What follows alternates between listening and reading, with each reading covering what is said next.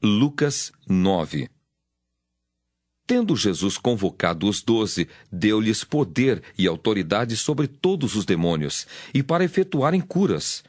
Também os enviou a pregar o reino de Deus e a curar os enfermos, e disse-lhes: Nada leveis para o caminho, nem bordão, nem alforge, nem pão, nem dinheiro. Nem deveis ter 2 túnicas. Na casa em que entrardes, ali permanecei e dali saireis. E onde quer que não vos receberem, ao sairdes daquela cidade, sacudi o pó dos vossos pés, em testemunho contra eles. Então, saindo, percorriam todas as aldeias, anunciando o evangelho e efetuando curas por toda a parte. Ora, o tetrarca Herodes soube de tudo o que se passava e ficou perplexo, porque alguns diziam: João ressuscitou dentre os mortos, outros: Elias apareceu, e outros: ressurgiu um dos antigos profetas. Herodes, porém, disse: Eu mandei decapitar a João. Quem é, pois, este, a respeito do qual tenho ouvido tais coisas? E se esforçava por vê-lo. Ao regressarem os apóstolos, relataram a Jesus tudo o que tinham feito. E, levando-os consigo, retirou-se à parte para uma cidade chamada Betsaida. Mas as multidões, ao saberem, seguiram-no. Acolhendo-as, falava-lhes a respeito do reino de Deus e socorria os que tinham necessidade de cura. Mas o dia começava a declinar. Então se aproximaram os 12 e lhe disseram: Despede a multidão para que, indo às aldeias e campos circunvizinhos, se hospedem e achem alimento, pois estamos aqui em lugar deserto. Ele, porém, lhes disse: Dai-lhes vós mesmos de comer. Responderam eles: Não temos mais que 5 pães e 2 peixes, salvo se nós mesmos formos comprar comida para todo este povo. Porque estavam ali cerca de 5.000 homens. Então disse aos seus discípulos: Fazei-os sentar-se em grupos de 50. Eles atenderam, acomodando a todos. E tomando os 5 pães e os 2 peixes, erguendo os olhos para o céu, os abençoou, partiu e deu aos discípulos para que os distribuíssem entre o povo.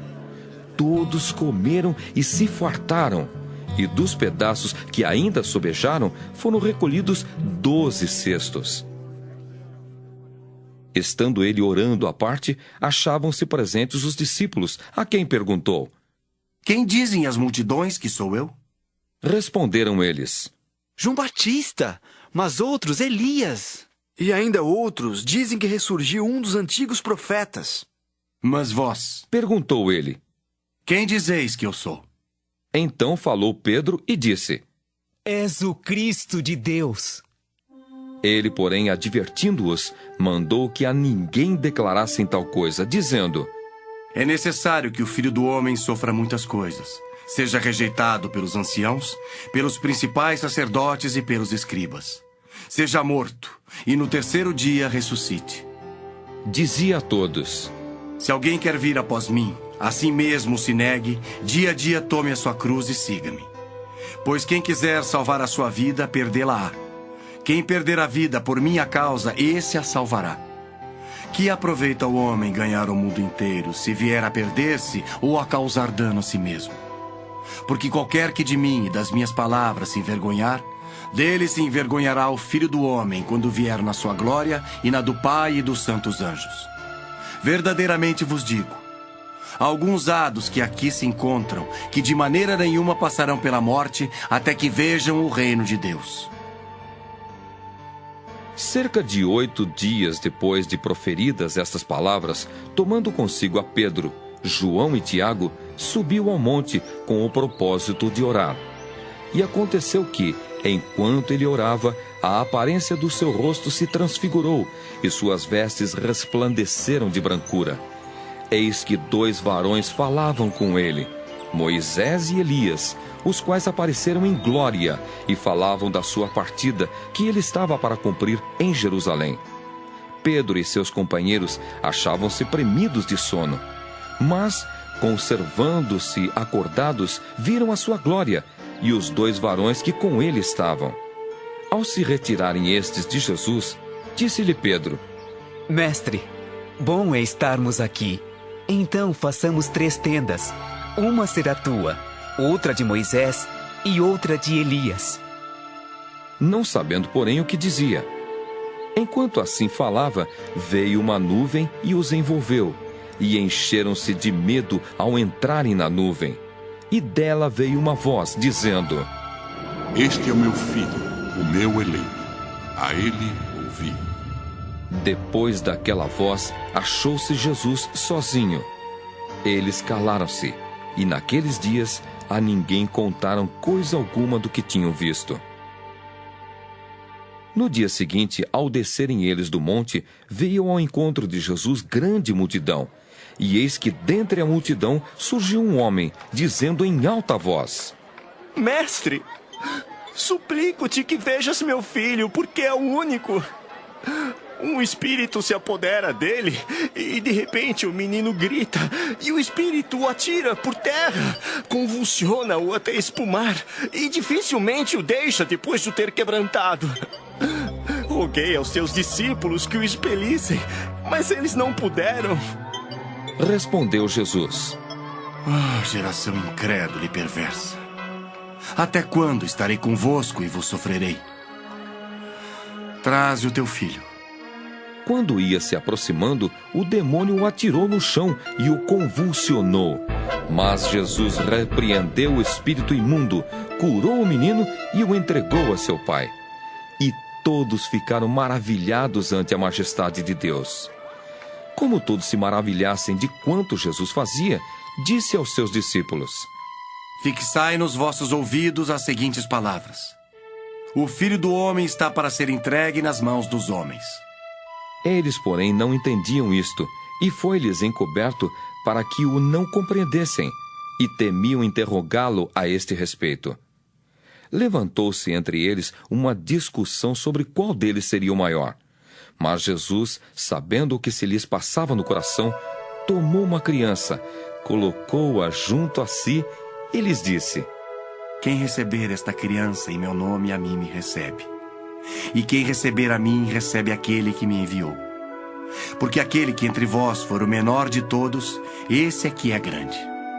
Falou João e disse: Mestre, vimos certo homem que em teu nome expelia demônios e lhe o proibimos. Por que não segue conosco?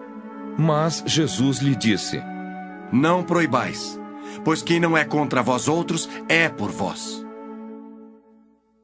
E aconteceu que, ao se completarem os dias em que devia ele ser assunto ao céu, manifestou no semblante a intrépida resolução de ir para Jerusalém. E enviou mensageiros que o antecedessem. Indo eles, entraram numa aldeia de samaritanos para lhe preparar pousada. Mas não o receberam, porque o aspecto dele era de quem decisivamente ia para Jerusalém. Vendo isto, os discípulos Tiago e João perguntaram: Senhor, queres que mandemos descer fogo do céu para os consumir? Jesus, porém, voltando-se, os repreendeu e disse: Vós não sabeis de que espírito sois, pois o Filho do Homem não veio para destruir as almas dos homens, mas para salvá-las. E seguiram para outra aldeia. Indo eles caminho fora, alguém lhe disse: Seguir-te-ei para onde quer que fores. Mas Jesus lhe respondeu: As raposas têm seus covis e as aves do céu ninhos. Mas o Filho do Homem não tem onde reclinar a cabeça. A outro disse Jesus: Segue-me. Ele, porém, respondeu: Permite-me ir primeiro sepultar meu pai.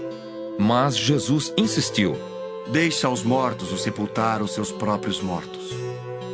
Tu, porém, vai e prega o reino de Deus. Outro lhe disse: Seguir-te-ei, Senhor, mas deixa-me primeiro despedir-me dos de casa. Mas Jesus lhe replicou: Ninguém que, tendo posto a mão no arado, olha para trás, é apto para o reino de Deus. Queridos espectadores, vamos agora fazer um estudo a respeito dessa palavra que nós vimos em Lucas, capítulo 9. Então nós vemos aqui em Lucas, o Senhor Jesus convocando os seus discípulos e dando uma designação a eles para eles irem e fazer a obra do reino de Deus.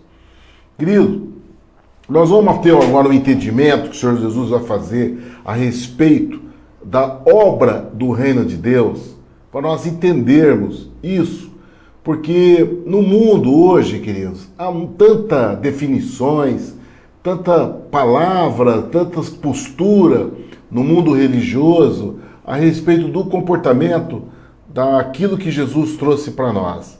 Então nós vamos aprender na luz da palavra de Deus o que é realmente fazer o ID que o Senhor Jesus propôs. Como se faz? Qual é a ordenança do ID? Então nós vemos aqui no capítulo 9, o Senhor Jesus convocando seus 12 discípulos e dando virtude para eles, deliberou poder para eles sobre todos os demônios e para curar enfermidades. E ele diz, olha, então ele libera poder dando poder contra os demônios, curar enfermidades e enviou a pregar o reino de Deus. O que é pregar o reino de Deus, querido? Pregar o reino de Deus é anunciar a palavra de Deus. É anunciar a palavra que está na Bíblia. Mas essa palavra que está na Bíblia, ela tem que ser anunciada com poder. Entendeu? Há um paralelo, há uma manifestação paralela dos sinais da qual o Senhor Jesus demonstra na vida dos homens. Então, como é seu discípulo, o Senhor Jesus diz, enviou a pregar o reino de Deus e a curar enfermo. Só que existe uma atitude com relação a esses homens. Não é só isso. A ordenança do Senhor Jesus, ele continua. Porque existe uma ordenança a respeito de o que eles têm que fazer, e existe uma ordenança de qual é a postura deles. Isso é muito importante. Porque o Senhor Jesus anuncia que nós devemos conhecer a árvore pelos seus frutos. Então nós temos que ser árvore de bom fruto. E como o Senhor Jesus então delibera essa árvore que dá bom fruto? Qual é a postura desses homens que vão fazer o ID para a glória de Deus, não para a glória do homem, para manifestar o reino de Deus, não o reino do homem, não a majestade do homem, o reinado do homem, mas o reinado de Deus. Então, como é a postura, qual é a ordenança que o Senhor Jesus deu para esses homens que têm a deliberação de anunciar o reino de Deus? Então ele diz, ó, nada leveis convosco pelo caminho, nem bordões, nem alforge, nem pão, nem dinheiro, não tenhais duas túnicas, em qualquer casa onde entrares, fica ali, e lá não saireis. E em qualquer cidade que não vos receberem, saindo vós dali, sacudi o pó dos vossos pés, em testemunho contra elas. Querido, é uma postura. Há uma postura do reino de Deus ser pregado em função da glória de Deus, não da glória do homem. Compreende? Está ligado à ordenança que o Senhor Jesus deu de poder contra os demônios, de curar enfermo, está na mesma posição, está também deles se guardarem da questão da vaidade do homem, né? Do orgulho do homem,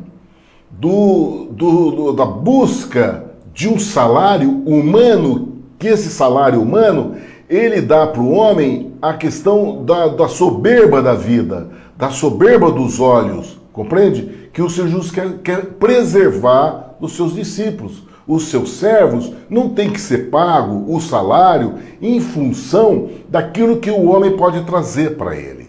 Querido, o reino de Deus é anunciado por homens que esperam galardão do céu, não de homens, não daqueles que estão na fraqueza, na necessidade, dependendo do poder de Deus para oferecer em troca essa dádiva, essa graça que Deus dá aos homens através do poder da palavra de Deus anunciada e do poder do nome de Jesus, que é de graça, querido. A fé, ninguém compra a fé.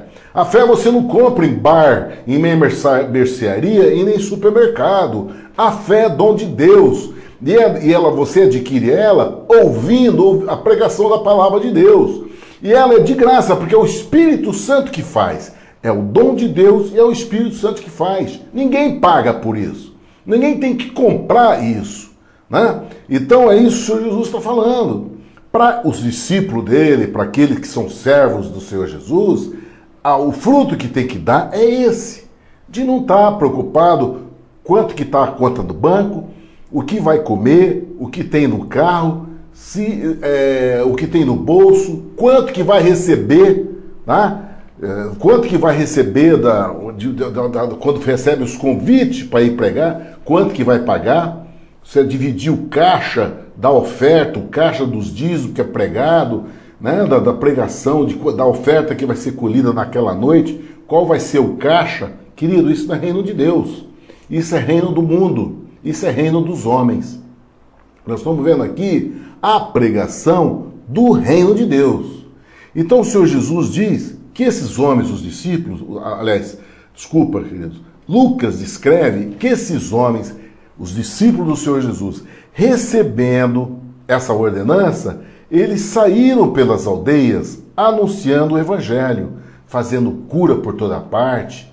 E essa fama deles se estendeu por toda Israel, por toda aquela nação, que até o tetrarca Herodes, né, ficou sabendo dessas coisas que estavam sendo feitas, e sabia que essas coisas estavam sendo feitas pelos discípulos do Senhor Jesus, que ele se interessou em saber quem era esse.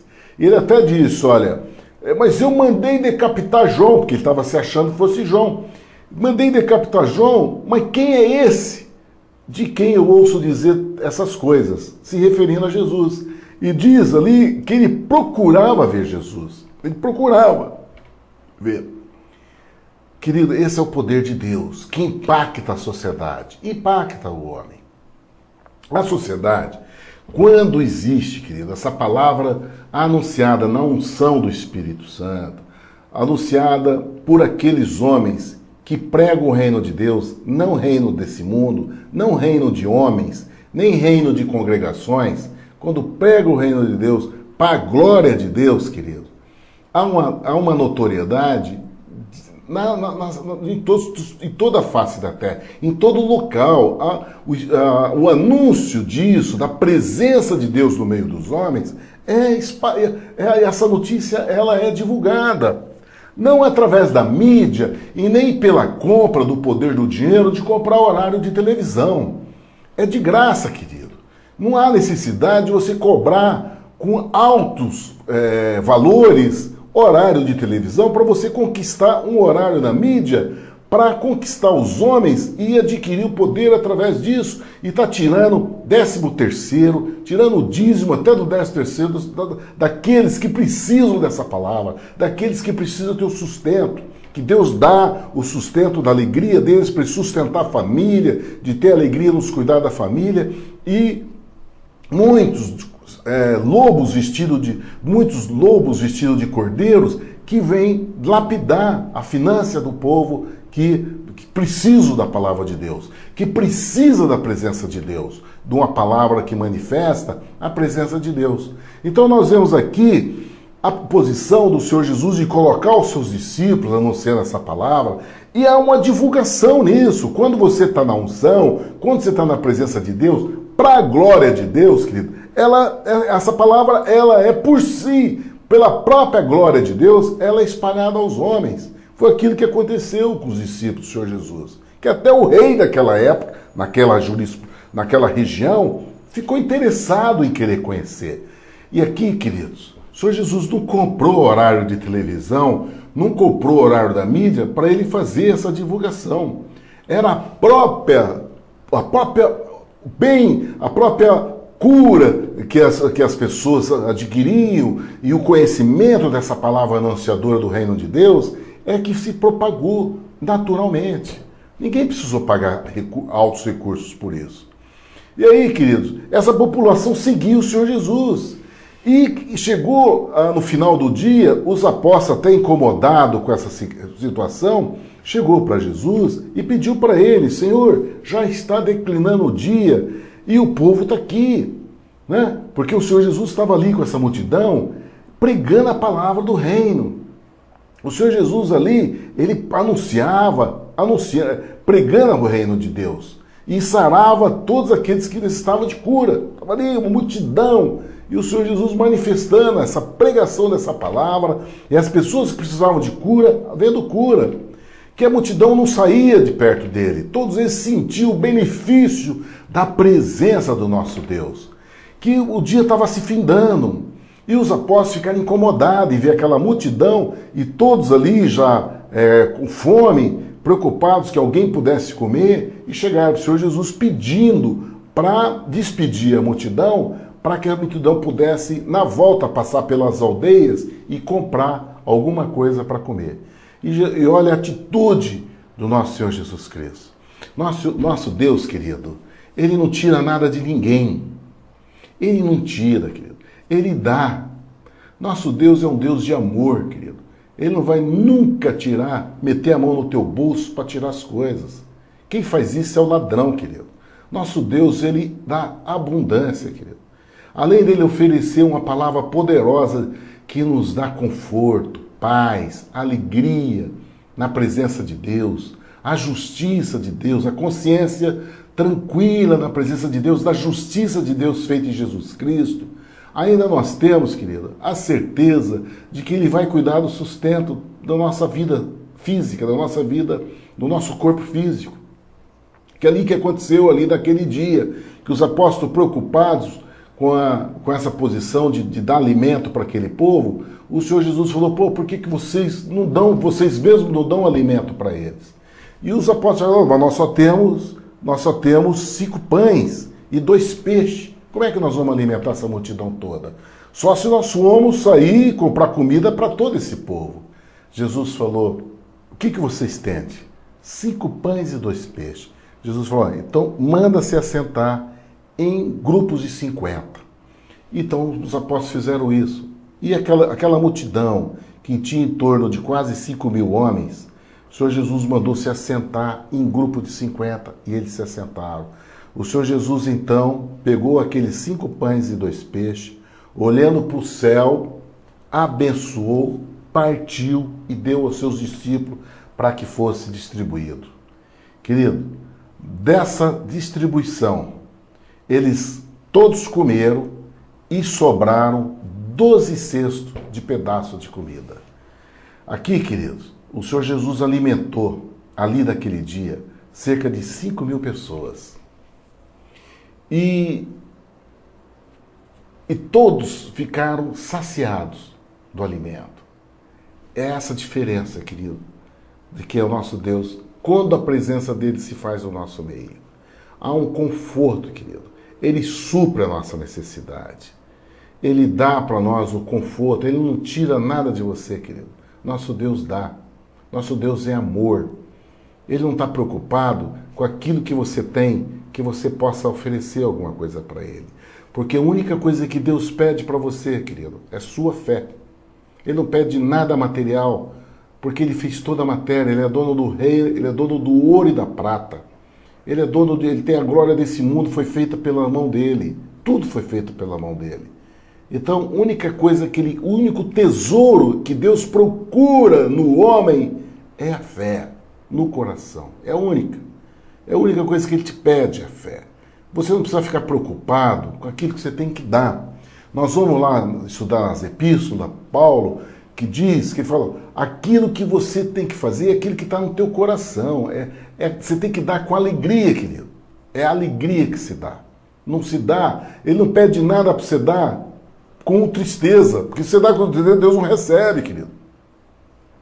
A nossa oferta tem que ser de amor, tem que ser de alegria.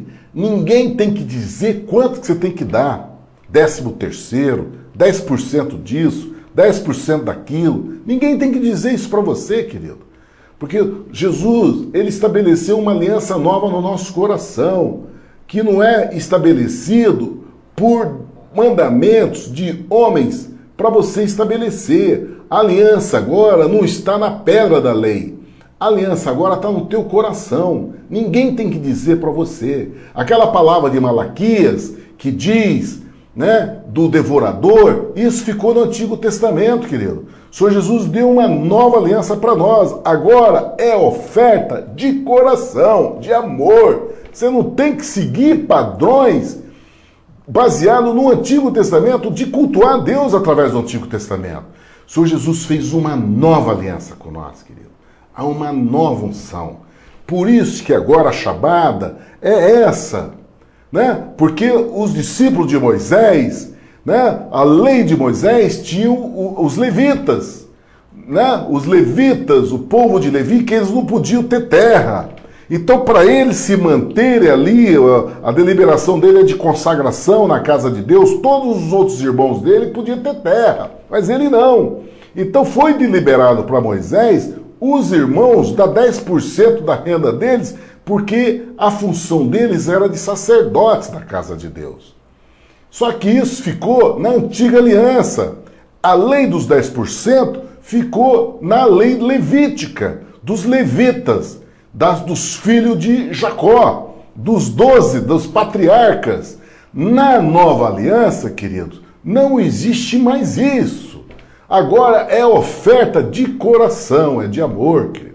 É isso que nós temos que entender, porque quando o Senhor Jesus pediu para eles, né, irem, era para não cobrar nada de ninguém. Eles anunciar o reino de Deus, eles fazerem o ide anunciando o reino de Deus, com poder de cura, de expulsar demônio, de curar enfermo, de anunciar a pregação da palavra de Deus, era de não levar dinheiro, nem alforja, nem cordão. Isso significa para não levar carteira, querido.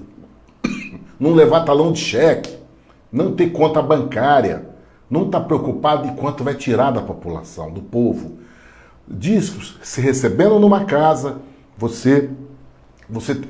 aquela casa está em paz, a cidade está em paz. Mas se não te receberem como profeta, como homem de Deus, sai de lá, sacode o pó da sandália do pé e acabou. O reino de Deus, esse é anunciado pelos escolhidos de Deus dessa maneira, querido. Essa é a nova aliança que o Senhor Jesus estabeleceu com a igreja dele. E aí, nós vemos aqui o Senhor Jesus, então, separando com os seus apóstolos, nesse momento que ele anunciou e que fez a multiplicação dos pães, porque a operação do milagre é pela sua presença. Quando você estabelece sua vida no reino de Deus, querido, é isso que ele faz.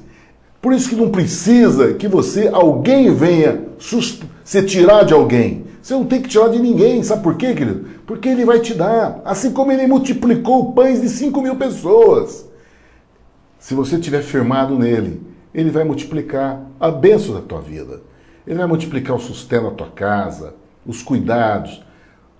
O cuidado de você não desperdiçar dinheiro com farmácia, com remédio, com médicos. Porque Deus, ele provê a cura. Ele provê o seu sustento. Ele vai fazer com que o alimento da tua casa seja multiplicado. Você não tem que preocupar com isso. Ele é o Deus da provisão. Nosso Deus se chama Jeová Jiré. É o Deus da provisão. Ele provê. O que nós temos que ter é andar nessa fé. Andar nessa proposta de fé. É essa chamada que ele tem conosco. Saindo dali, daquela multiplicação, a multiplicação de pães, que alimentou 5.000 pessoas, homens, 5.000 homens. E o Senhor Jesus saiu, então, foi orar com seus apóstolos. E perguntou para os seus apóstolos, que diz a multidão que eu sou? Aí uns responderam, João Batista, um dos profetas, um dos antigos profetas. E Jesus perguntou, e vós o que dizeis? E Pedro, se levantando, diz, tu és o Cristo de Deus.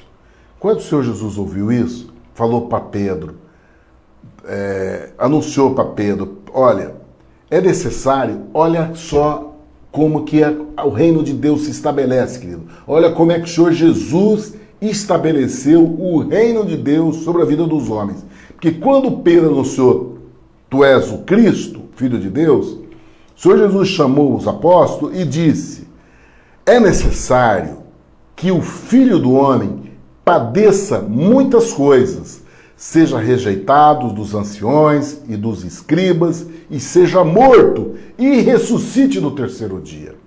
Olha só o que significa a revelação dele ser o Cristo. Compreende? A revelação dele ser o Cristo.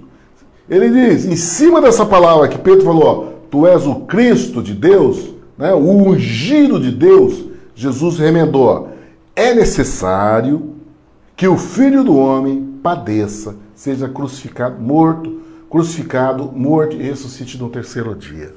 Só que isso, querido, o homem não consegue entender isso. Essa revelação é poderosa para nossas vidas. Mostra o grau de separação que o reino de Deus tem do reino do mundo. A visão de Deus para o reino de Deus é totalmente diferente da visão que o homem tem para si. O homem tem para si a questão de receber, de querer receber, né? Dá. Querendo receber, me dá. Quando que no reino de Deus é diferente, querido. O reino de Deus é amor, é oferta, é entrega, é renúncia de si próprio para fazer com que o seu semelhante seja beneficiado com sua vida, com a bênção que você é na vida dos homens. É isso que o Senhor Jesus está ensinando, dele ser... deu a vida dele em favor de muitos.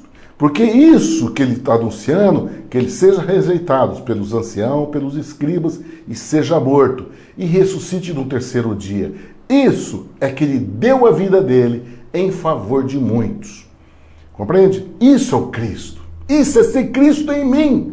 É você, o vaso que você é, ser bênção para a vida de muitos. Não para você receber, mas para você ser bênção, um canal de bênção para a vida de muitos. E o Senhor Jesus ensina o que significa isso. Quando ele fala quem é ele, de que ele precisava fazer, que ele precisava passar pela mão dos religiosos daquela época. Quando ele diz respeito, rejeitado pelos anciãos e pelos escribas, ele está falando, seja rejeitado pela religião, pelos religiosos, pelos da igreja, aqueles que são dono das igrejas, o dono das sinagogas, a igreja do fulano de tal, a igreja do ciclano. O Senhor Jesus foi rejeitado nessas igrejas, querido. O Senhor Jesus foi rejeitado pelos donos da igreja daquela época. Aqueles que eram porta-voz e que tinham o rebanho na mão deles, os donos da igreja daquela época. O Senhor Jesus foi rejeitado. E ele falou, é necessário que eu seja rejeitado pelos donos da igreja da minha época, que eram os escribas e os anciãos, que eram os donos da sinagoga. Assim como hoje, tem os donos das sinagogas de hoje, na qual o Senhor Jesus continua sendo rejeitado da maneira que ele é, porque o que eles anunciam não é esse Jesus que nós estamos aprendendo aqui em Lucas. Porque em seguida ele diz, se alguém quiser, agora ele continua dando um ensino a respeito do que significa Cristo em mim. Porque quando Pedro falou para ele, tu és o Cristo de Deus, há uma palavra que nós, seguidores dele, tenhamos essa mesma chamada, Cristo em mim. Então ele diz, aquele que quer ser chamado Cristo em mim, que você tem a mesma unção que esteve sobre ele, ele diz assim, ele diz a todos então, se alguém quer vir após mim, negue-se a si mesmo e tome a cada dia a sua cruz e siga-me. Porque qualquer que quiser salvar a sua vida, perdê-la. Mas qualquer que por amor de mim perder a sua vida, a salvá-la. Querido, aqui está o contexto de todo o significado do reino de Deus, querido, do servo de Deus. O que o reino de Deus como o reino de Deus se estabelece na vida dos homens. O reino de Deus, querido, não é esse reino estabelecido pela prosperidade financeira, por aquilo que você pode ganhar pregando essa palavra. Pelo contrário, aqui o Senhor Jesus está pregando porque para você ganhar a vida do reino dos céus, você tem que perder essa condição de você querer ser o bom, de você querer ser aquele que é mais próspero do que os teus irmãos. Porque aí você ganhou a tua vida. Você está ganhando a vida. O que o Senhor Jesus está dizendo é para você perder, querido. perder essa vaidade, esse orgulho, perder essa postura de você se achar mais importante do que o seu semelhante, de você achar que você é mais do que o seu semelhante, de você achar que seu Deus é mais poderoso do que os outros, que o seu Deus escolheu só você e teu povo, que ninguém mais, e que todo mundo tem que ser igual a você e igual ao seu povo. O Senhor Jesus diz que você está ganhando a tua vida. E ele diz que aquele que ganhar essa vida, perdê-la-á. E quem perder a vida por amor a ele, ganhá-la-á. O que é perder a vida por amor a Deus, querido? É você se negar a si mesmo. De você achar que você não é mais do que ninguém. Que você ama o teu próximo como a ti mesmo. Que você se compadece daqueles que são seus semelhantes. Que você coloca o teu semelhante num lugar de honra que você gostaria de receber dele. Ao invés de você se posicionar nesse lugar de honra, você coloca o teu irmão, querido. Você dá honra para o seu irmão. Daquele que ferir tua face, você dá o outro lado. Daquele que exigir que você anda 1 quilômetro, você anda 2. Isso é negar a vida, querido. De você não se defender, não falar mal do seu semelhante, não criticar o teu semelhante. Não criticar, mas você esperar em Deus a sua defesa. E ele continua, porque que aproveita o homem granjear o mundo todo, perdendo-se e prejudicando a si mesmo. O que adianta, querido? Você comprar, ser dono de empresas, seu coração ser voltado para o dinheiro desse mundo, querido. A ocupação da tua mente está nos negócios desse mundo. Você vai ganhar esse mundo. E o Senhor Jesus diz, que adianta você fazer isso se você está prejudicando você mesmo? O Senhor Jesus diz que onde estiver o teu coração, aí está o teu tesouro. O que significa isso, querido? Qual é o que ocupa a tua mente nas 24 horas? O que é que ocupa a tua mente? Isso que ocupa a tua mente nas 24 horas, esse é o teu tesouro. Se você passa as 24 horas do seu dia preocupado com os negócios, com sua empresa, o que você está vendendo, o que você está comprando, qual é o negócio que você tem que fazer, qual é o contrato, qual é o investimento, esse é o teu tesouro, querido. Esse é o teu tesouro. E o Senhor Jesus diz, qualquer que de mim e das minhas palavras se envergonhar, dele se envergonhará o Filho do Homem, quando vier na sua glória e na do Pai e dos santos anjos.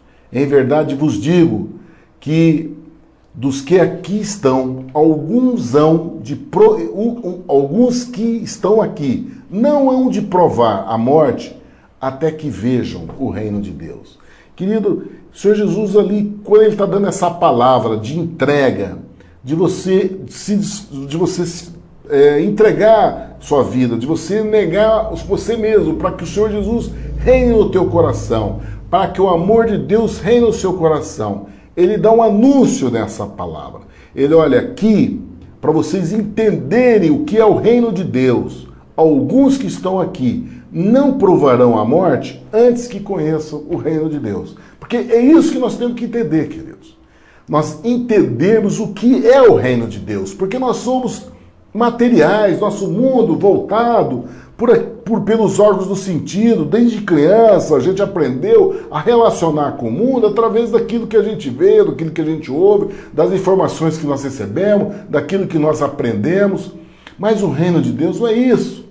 Então o Senhor Jesus, para fazer entender, para nós entendermos o que é o reino de Deus, ele falou, alguns que estão aqui vão provar o que é o reino de Deus antes de ir para a morte. Porque nós só vamos ter condição de provar esse reino de Deus depois que nós saímos. Mas o Senhor Jesus dá oportunidade para alguns provar esse reino de Deus antes de morrerem, querido.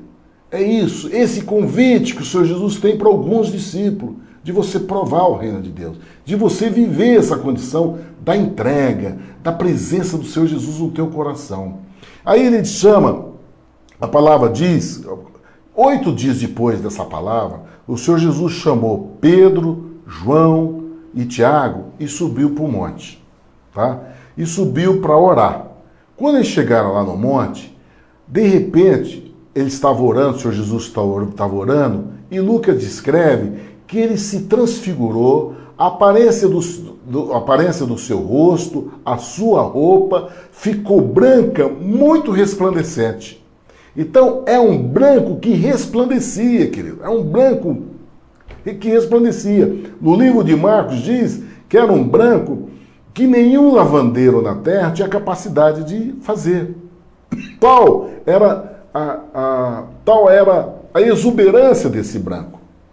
Então, ali aquela visão da transfiguração, da mudança, né, da roupa do Senhor Jesus, do rosto dele, de ficar resplandecente. E aí apareceu dois homens que eles definiram como Moisés e Elias e conversavam com o Senhor Jesus. E ali eles falavam, eles perceberam que esses homens estavam falando com Jesus sobre a morte dele e que se havia de cumprir em Jerusalém. Moisés e Elias vieram falar com o Senhor Jesus sobre a morte dele.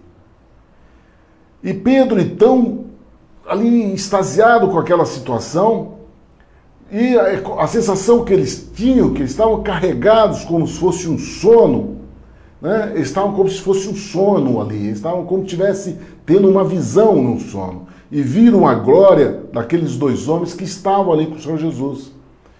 E aconteceu que nesse momento, Pedro então, que os dois homens se afastaram, se apartaram, Pedro chegou para Jesus e falou: mestre, é bom que nós estejamos aqui e façamos 3 tendas. Uma para ti, uma para Moisés e outra para Elias. Mas Lucas descreve que Pedro falou aquilo porque não sabia o que estava dizendo. E logo, quando Pedro estava falando isso, chegou uma nuvem do céu que cobriu, né? E essa nuvem, uma voz que saiu do meio dessa nuvem, e nesse momento, quando veio essa nuvem, querido, eles sentiram um tremor dentro deles. Houve um temor, ali de se abater as emoções deles, eles sentiram que tinha um impacto diferente ali. Sabe por quê? A presença de Deus estava se fazendo naquele lugar. A presença do Deus vivo, querido, entrou naquele lugar, naquele monte. E os homens, Pedro, João e Tiago, começaram a tremer, né? Naquela postura, né, de pavor, assim como era quando Moisés tinha visão do Monte Horebe. Moisés, quando Deus visitava a presença dele no Monte Horebe, Moisés descreve que eles tremiam de medo, eles tinham temor ali. E o temor era tão grande que se até um animal que se aproximasse, morria queimado. O monte fumegava. Então era uma imagem de terror, de pavor, porque nós homens não temos condição de entender a glória de Deus. Né? Nossa condição é material demais, nós somos pó da terra, para entender a glória daquele que é o eterno que fez o céu e a terra. E quando ele se manifestou ali no Monte Transfiguração, eles então sentiram o tremor da presença. E aí houve uma voz que dizia: este é meu filho amado, a ele ouvi. Uma voz do próprio Deus, querido, falando para o homem: este é meu filho amado, a ele ouvi. E tendo soado aquela voz, Jesus então foi achado só, e eles então ficaram impactados, ficaram calados, e não pôde falar com ninguém sobre aquilo. Eles não conseguiam. Tal era o impacto na vida de João, Pedro e Tiago. Queridos, esse é o reino de Deus, querido. É um reino sobrenatural. É um mistério poderoso. O Senhor Jesus é um mistério violento para a nossa vida. É um poder nisso, querido. Nós, homens, não temos condição de entender e ter a capacidade de entender o poder que traz, o poder que emana no céu na pessoa do Senhor Jesus. Esse momento aqui, queridos, que o Senhor Jesus viveu, mostrando o que é o reino de Deus, mostrando a separação do que é o reino de Deus e o que é o reino do mundo, quando você se entrega ao Senhor Jesus e nega-se a si mesmo para viver o amor de Deus no seu coração, há uma chamada sobrenatural sobre a tua vida. Há uma chamada da presença desse Deus eterno, poderoso, que a nuvem, a glória dele manifesta na tua vida. Por que você vai tirar de alguém? Por que você vai usurpar das pessoas, tirando o sustento das pessoas com isso? Quando há um Deus poderoso, querido, que a glória dele se manifesta na nossa vida. O que nós temos que fazer é ouvir o Senhor Jesus. O grande problema da igreja, querido, que não estão querendo ouvir o Senhor Jesus. Estão ouvindo o que está escrito lá em Malaquias, que não era voltado para a igreja, da nova relação, do novo testemunho, da nova aliança que o Senhor Jesus fez na vida dos homens. Eles estão querendo ver a lei de Moisés. A igreja está lá cobrando da população, cobrando do povo aquilo que não tem mais que ser cobrado. Né? Para o ladrão, o gafanhoto vir roubar, não tem nada disso, querido. Quando você está na unção, na chamada de Deus, debaixo dessa nuvem poderosa da presença do Espírito Santo no teu coração, querido, nenhum mal te acontece. O Senhor Jesus ide anunciar essa palavra, que nenhum dano vai acontecer na tua vida. É promessa dele, querido. Nenhum mal vai te acontecer.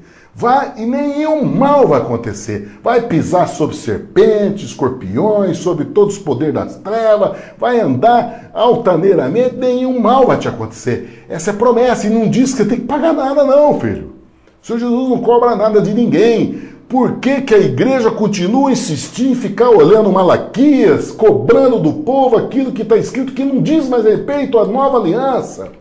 O reino de Deus há um poder em mistério, em poder sobrenatural, na qual o Senhor Jesus demonstrou aqui. Por isso que ele falou, olha, negue-se a si mesmo. Aquele que quiser vir a mim, que pegue sua cruz, negue-se a si mesmo e siga-me. Aquele que amar a vida mais do que, amar sua vida mais do que perdê-la-á. E aquele que perder a sua vida por amor a mim, ganhá-la-á. Vai ganhar, como que é ganhar? Vai ganhar esse poder, querido, de você estar debaixo dessa nuvem e você poder ouvir aquilo que o Senhor Jesus tem para a sua vida. Por que que as igrejas não pregam o Novo Testamento? Nós vamos nas igrejas, só ficam ouvindo pregações do Velho Testamento. Compreende? Porque aquilo já passou. Há uma nova aliança com o povo. O Senhor Jesus quer operar o poder sobrenatural dele de cura, de libertação, de espírito maligno, de libertação, e que o reino de Deus seja estabelecido pela pregação do Evangelho. Essa palavra, queridos, que tem que ser anunciada com intrepidez, com ousadia e com poder de cura, assim como o Senhor Jesus estabeleceu na vida dos discípulos. É isso que o Espírito Santo anseia pela vida da igreja da nossa geração. Queridos, quando aconteceu isso, que os apóstolos tiveram essa posição, essa visão sobrenatural no Monte da Transfiguração, eles tiveram que voltar para o mundo, tiveram que voltar lá para o meio da multidão. Então eles voltaram, o Senhor Jesus saiu daquele lugar de glória, da manifestação poderosa do Senhor Jesus ali, no Monte da Transfiguração, e eles desceram então do monte e voltaram a conviver com a multidão. Chegaram lá no meio da multidão, tinha um homem que tinha um filho endemoniado, querido. E esse demônio pegava aquele filho, destruía o menino, jogava no chão, despedaçava até espumar e só largava depois de ter quebrado o menino no chão. Querido, eu trabalho em pronto-socorro, eu vejo muito dessas ações do inferno na vida das pessoas. E o demônio faz isso mesmo. Ele quebra a pessoa, ele joga, lança no chão e deixa, depois que a pessoa está desfalecida, sem nenhuma energia mais, aí ele deixa quieta aquela pessoa. Mas é isso que essa é a própria palavra desse pai que chegou para o Senhor Jesus ali, correndo, falou, chegou no meio da multidão clamando, mestre, peço que olhes para o meu filho, porque é filho único. Eis que um espírito toma e de repente ele clama, quer dizer, grita e despedaça até espumar e só larga depois de ter quebrantado, depois de deixar o menino quebrado no chão e desfalecido, é o que o demônio deixa. Queridos, eu já tenho dado esse testemunho aqui, que nós temos cuidado dessas pessoas que chegam no pronto-socorro nesse processo. E o que nós fazemos como médico é que dá uma sedação, nós sedamos ele. E depois que nós deixamos essa pessoa sedada algumas horas, e nós temos tido a experiência que essa sedação tem que ser com um período de maior longevidade possível. Depois de 4 horas, às vezes 6 horas de sedação. Quando essa pessoa tem esse período longo de sedação, a pessoa acorda como se tivesse nada acontecido. É impressionante. Eles chegam no pronto-socorro totalmente possessos, com uma energia feroz, que vários homens, 4, 5 homens, têm que segurar para nós fazermos a medicação para sedar esse paciente. E quando nós fazemos uma sedação pouca, uma sedação frágil, de poucos minutos, ele volta igual. Não pode ser. Tem que ser uma sedação que mantém ele num período longo sedado. Quando acontece esse período longo sedado, o demônio, acho que o espírito imundo parece que sai daquela pessoa, porque o corpo, quando a pessoa acorda, depois desse período um pouco mais longo de sedação, ele acorda como se tivesse acontecido nada. É exatamente isso que nós estamos vendo na descrição desse pai, que fala que depois de ter deixado quebrado, é que esse espírito imundo deixa o menino. E o pai continua dizendo, ó, eu roguei a teus discípulos que o expulsasse, mas nada puderam fazer. Ali, querido, o Senhor Jesus, ele dá uma expressão de desabafo. Ele desabafa ali no meio. Quando ele vê essa atitude, ele vê essa história, ele saiu lá do Monte da Transfiguração, do próprio pai dele anunciando, a ele ouvi. E ele desce então, e quando vê essa história, ele dá uma expressão. Ele diz o seguinte: ó geração incrédula e perversa, até quando estarei convosco? Até quando vos sofrerei? Trazei-me o menino. Querido, aqui nós vemos o desabafo do Senhor Jesus. Porque você, querido, saiba de uma coisa. Se você chora porque você viu o corpo dele ser pregado numa cruz, por aqueles pregos, transpassando a mão dele, os pés dele, o chicote daqueles soldados romanos, ele ser cuspido pelo soldado romano, ultrajado, pelos soldados romanos, pelos gentios, como o Senhor, quando foi anunciado na palavra, que os gentios iriam estar fazendo isso com ele. Querido, você faz a mesma ferida no Senhor Jesus quando você não crê nessa palavra. Quando você não crê no anúncio dessa palavra, você fere o Senhor Jesus. Por isso que a palavra de Deus diz, lá em Hebreus, perverso coração de incredulidade, que o Senhor Jesus aqui chama geração incrédula e perversa. A perversidade aqui, querido, é você resistir àquilo que Deus trouxe para os homens. A salvação e a vida que Deus trouxe para os homens.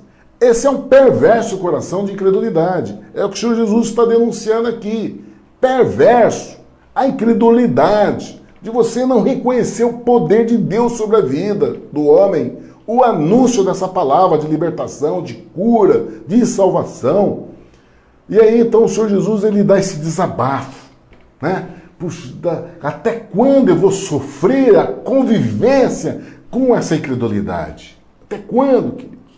Até quanto o Espírito Santo vai sofrer na convivência da incredulidade da nossa geração? Será que nossa geração é como essa geração que o Senhor Jesus denunciou? Queridos, nós temos que voltar ao nosso coração, nós temos que nos voltar ao primeiro amor. Voltar a esse amor da palavra de Deus. E entender que essa palavra fala aquilo que ela diz. Nós não temos que ficar fazendo estudos definindo nomes para essa palavra. Não tem, ela é a palavra de Jesus e acabou, do nosso Deus e acabou. Não temos que ficar dando nomes para isso. E aí então o Senhor Jesus chama aquele menino. E ele então repreendeu o espírito imundo e falou para aquele espírito imundo sair do menino. Ele deu uma ordem para sair do menino e nunca mais voltar. Queridos, o Senhor Jesus ele deu uma demonstração de libertação para aquele garoto. É a demonstração de libertação que ele deu para aquele garoto, querido, foi num momento de desabafo com a questão da incredulidade dos homens. Eu quero encerrar essa palavra de hoje, da primeira parte do estudo de Lucas, capítulo 9 de hoje, denunciando a incredulidade que muitas vezes está sobre a igreja, e muitas vezes está sobre os pastores, sobre homens de Deus, sobre líderes que estão operando na vida, buscando levar um rebanho para o Senhor Jesus, mas sendo guia cego, porque não reconhece a majestade, não reconhece o poder sobrenatural de Jesus, não reconhece não reconhece a manifestação do poder que há no nome do Senhor Jesus. E fica querendo, fazendo da igreja, da palavra de Deus, compreende? Fazendo comparações através de vida de homens, de citações intelectuais, de intelecto humano, quando há um mistério nisso, querido. O Senhor Jesus é mistério de Deus sobre as nossas vidas. Jesus é um mistério poderoso. É aquilo que ele fez o convite para João, Pedro e Tiago assistirem, de ir para o Monte da Transfiguração e assistir esse mistério. Quando o Senhor Jesus foi transfigurado, as vestes resplandecentes. Que isso fala a respeito da volta dele sobre as nossas vidas. Quando Pedro anunciou de fazer tenda, ele estava anunciando já a volta do Senhor Jesus, que seria a festa dos tabernáculos, que o povo de Deus faz esperando o anúncio do advento do Senhor Jesus sobre as nossas vidas, da volta dele, quando ele vai vir habitar com o povo dele, com os escolhidos dele, de maneira definitiva. Querido, é essa palavra que nós temos que crer e que nós temos que buscar, querido, de todo o nosso coração. Desvencilhar de nós mesmos de todo o nosso conhecimento científico, intelectual, que nós armazenamos ao longo da nossa vida. Há muita informação sobre a nossa cabeça. Há muitas informações de homens, de teorias, entendeu? De juízo, de julgamento que está sobre a nossa mente. Mas nós temos que desvencilhar disso tudo, querido. Isso é negar a si mesmo. É você desvencilhar de todas essas marras na tua mente e você crer nessa palavra. Você colocar essa palavra no teu coração como verdade absoluta e contemplar ela, observar ela e crer nessa palavra. É esse ensino que nós temos que aprender do capítulo 9 de Lucas. E amanhã nós vamos continuar com a segunda parte desse estudo maravilhoso. E eu faço o convite para que você esteja conosco nesse estudo, se assim Deus nos permitir.